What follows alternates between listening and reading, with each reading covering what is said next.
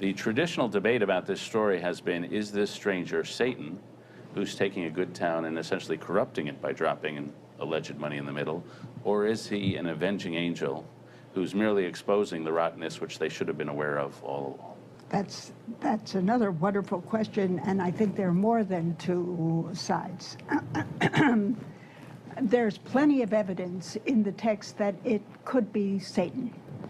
Many descriptions of the stranger, the fire that he carries with him, or the fire that they refer to, or the way in which he has various disguises and portrays himself as dressed up as some kind of strange earl or something like that at the town meeting.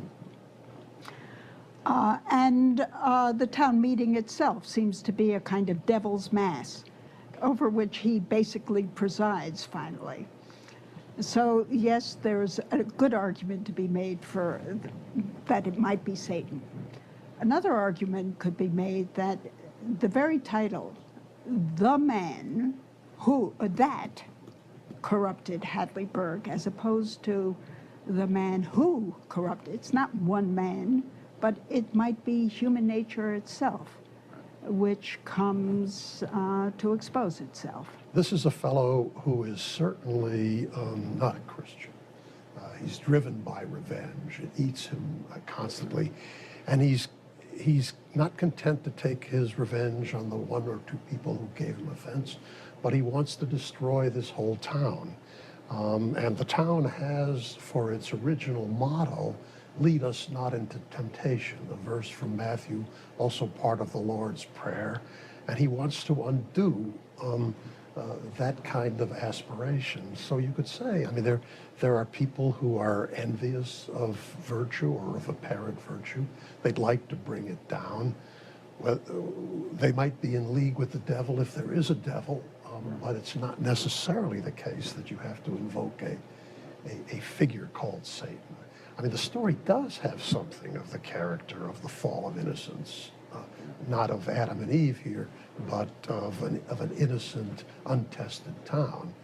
And so there is an analogy to that story, but I'm not sure we need to decide the question as between these alternatives. Yeah, no, there's ambiguity there. And do we have a theory of why the original sin committed against the person, the man, is never described? And we just know something bad happened.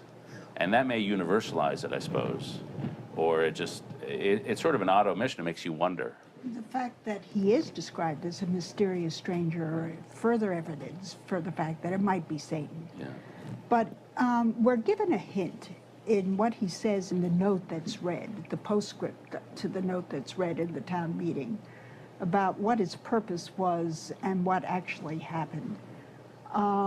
And it seems that it was the vanity of the town itself, their pride in their honesty and their honest dealings, and the pride that becomes a real vanity that really disturbed him.